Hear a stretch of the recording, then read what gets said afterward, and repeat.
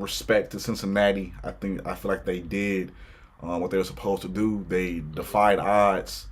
Uh, but as harsh as it sounds, your time is up.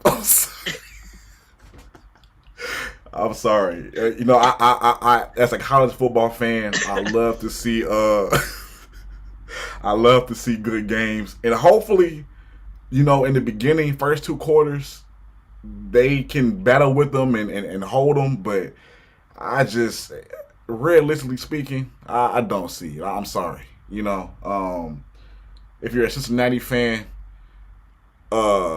forgive me, but I think that if you are a Cincinnati fan as well, you made it to the top four. I That's think true. that that's already a big accomplishment, Yep. especially fans facing a good team such as Alabama. So, yeah, I think Alabama has a good shot at head to the championship. Yeah, I mean, even in a kind of wacky year for Alabama, I mean, this is not one of the more dominant Nick Saban teams Yeah. of the past 10 or 12 years, but they still managed to be number one. I mean, it's kind of remarkable just how much talent Alabama has on their rosters every single year. I mean, they had a guy, I mean, Will Anderson, who arguably could have been on the Heisman ballot, is argue you could argue is the best defender in the entire country, and he Mm. wasn't even on the ballot. So Bama just knows how to win, even when they're underdogs. I mean, Nick Saban, whatever he does in that locker room, I mean, it works because Alabama is just elite every single year. And I mean, this year, I mean, they have the best football player in the country in Bryce Young, Mm-hmm. who plays at the most important position. And that makes Alabama scary, regardless of the fact they lost to A&M, regardless of the fact that they played a couple too many close games against SEC competition that was not necessarily ranked very highly. Yeah. Bama still had a great year, and I think heading into their matchup against Cincinnati, I I would be I think the majority of Americans would be shocked if Cincinnati even made this game close. I mean, I agree. I think Cincinnati's had a wonderful year. They've beat two really great teams in Mm. Notre Dame and Houston, who were both ranked at the time in which Cincinnati played them. But the buck stops here. I mean, Bama. If Alabama's not winning by at least 20 at halftime, I don't know what went wrong for Mm. Alabama.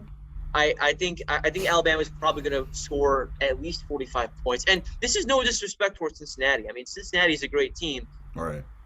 They're also a group of five team, which we'll get to later. They're not a True. power five team. And when you're playing a power five team that is as good as Alabama, I just don't see Cincinnati. I just don't see it. I agree. Um, but those are our thoughts on the Big Ten game and the SEC game. Speaking of, so we're kind of in a natural way, kind of segmenting into our next topic, which was the top four. So the top four was released earlier this week. 1 through 4. Obviously, you guys probably know this already. It was Alabama, Michigan, Georgia, Cincinnati. There were some people that were okay with the top four. There were other people that agreed with the teams in the top four, but not necessarily the rankings. And there were only a few people, a couple stragglers out there that didn't agree with maybe one or two of the teams in the top four. My personal opinion of the top four, Matt, is that I think they got it right.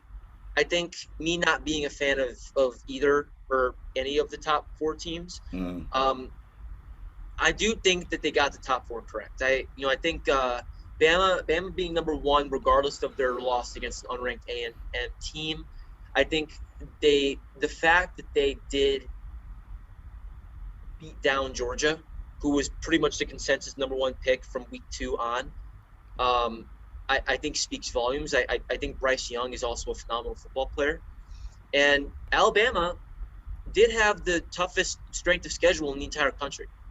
And they were 12-1, and they won the ACC championship game. And I think they deserve being number one. I think Michigan. You could make an argument that they could be number one, but I do think that Michigan did have a phenomenal year regardless. Aiden Hutchinson, it's like I've said, big plays, effective running, dominant defense, and they did beat Ohio State, which was an amazing victory. They beat Iowa. They almost beat Michigan State. They beat Wisconsin.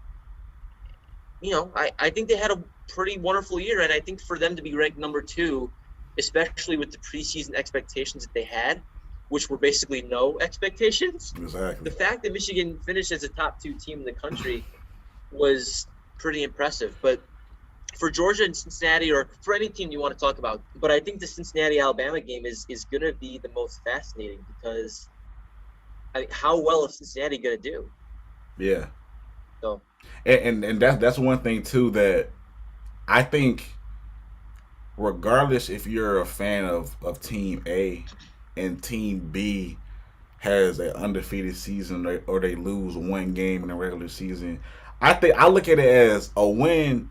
A win is a win. If you can win numerous games with one loss or zero losses, I mean that's hard to do. You know what I'm saying? To keep that consistency, and so that's why like people may be making fun of Cincinnati right now or whatever, but to go undefeated and then on top of that win your conference championship, I mean that's my hat goes off to those players. yeah, that's Um, big time.